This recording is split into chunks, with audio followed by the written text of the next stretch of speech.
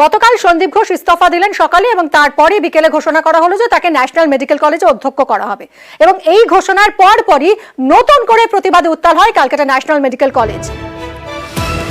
সন্দীপ ঘোষে উত্তাল national medical college. Sandeep ঘোষকে মানতে নারাজ সিএনএমসির পড়ুয়ারা। পড়ুয়াদের আন্দোলনে উত্তপ্ত হয় ন্যাশনাল মেডিকেল কলেজ চত্বর। অধ্যক্ষের ঘরে তালা দিয়ে বিক্ষোভ দেখাতে থাকেন পড়ুয়ারা। পড়ুয়াদের বোঝাতে ব্যর্থ হন। This is our second home. We are away from home and we are staying here. And we don't want a guardian like him. Yes, we don't want a guardian like him. আমাদের বাড়িতে আমাদের মা বাবা বাইরে আছে আর আমরা এখানে একা বসে আছি। তারপরে আপনারা এইরকম লোকজনকে আমাদের কলেজে ঢুকাচ্ছেন, এটা একদম বাজে জিনিস। আমি জানি না ওইখানে ঘটনা কেন্দ্র করে ইনভলভ আর এমএসি ওইখানে চেয়ারম্যান যে ছিল সে ইনভলভ ছিল। অথরিটি রাখলে ওদের উপরে দায়িত্ব ফেল হয়েছে।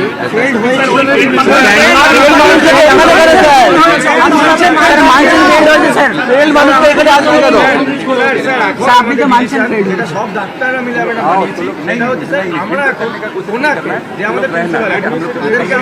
কোনো এমএসি বা অথরিটি পজিশন চাই না।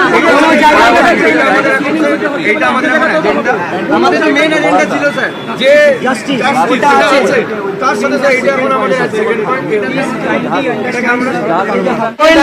রবি কল্যাণ সমিতির চেয়ারম্যান এবং এন্টালির বিধায়ক স্বর্ণকমল সাহা তিনি যান। আজ দীর্ঘক্ষণ তার কথা হয় আন্দোলনকারীদের সঙ্গে, কিন্তু বোঝাতে ব্যর্থ হন। বিধায়কের সামনেই ক্ষোভ উগরে দেন আন্দোলনকারীরা এবং এরপরই বিধায়ক বেরিয়ে যান ন্যাশনাল মেডিকেল কলেজ চত্বর থেকে।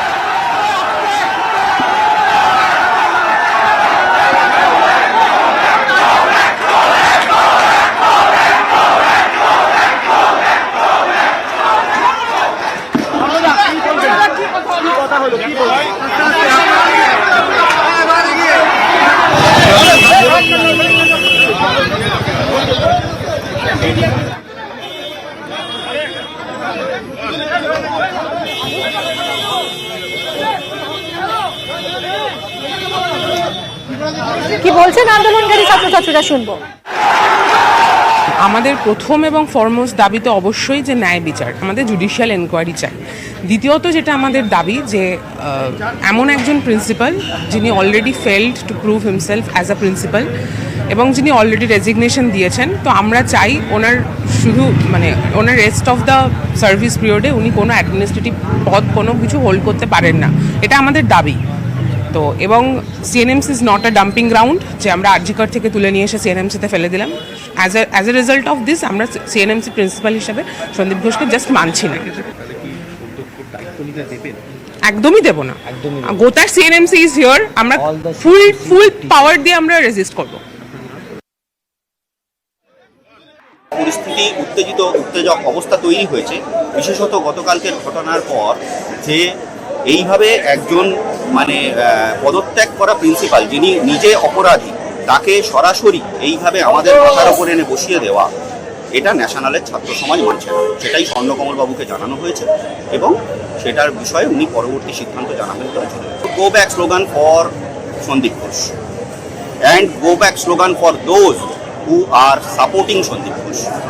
যারা সন্দীপ ঘোষের ফেভারে এসে কথা বলবে আমরা তাদেরকেও গো ব্যাক স্লোগান জানাবো। This is our second home. We are away from home and we are staying here. And we don't want a guardian like him. Yes, we don't want a guardian like him. আমাদের বাড়িতে আমাদের মা বাবা বাইরে আছে আর আমরা এখানে একা বসে আছি।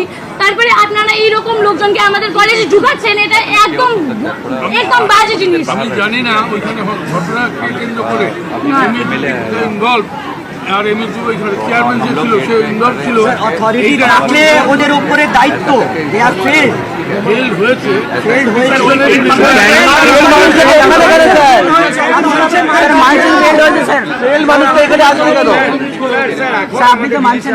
সব ডাক্তাররা মিলে আমরা কোনো এমএসি বা অথরিটি পজিশন চাই না।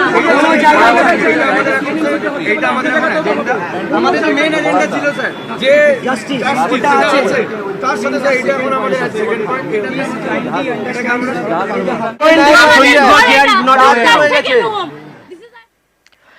আরজিকর সংক্রান্ত একাধিক মামলার শুনানি আজ হাইকোর্টে শুরু হয়েছে এবং এই মামলার প্রথম দিনের শুনানিতেই সন্দীপ ঘোষে কড়া হাইকোর্ট।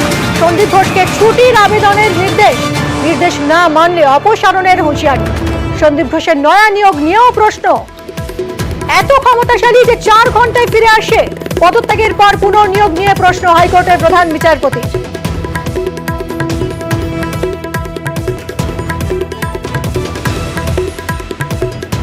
ইতিমধ্যেই ছুটির আবেদন করেছেন সন্দীপ ঘোষ, আদালতে জানিয়েছেন রাজ্যের আইনজীবী।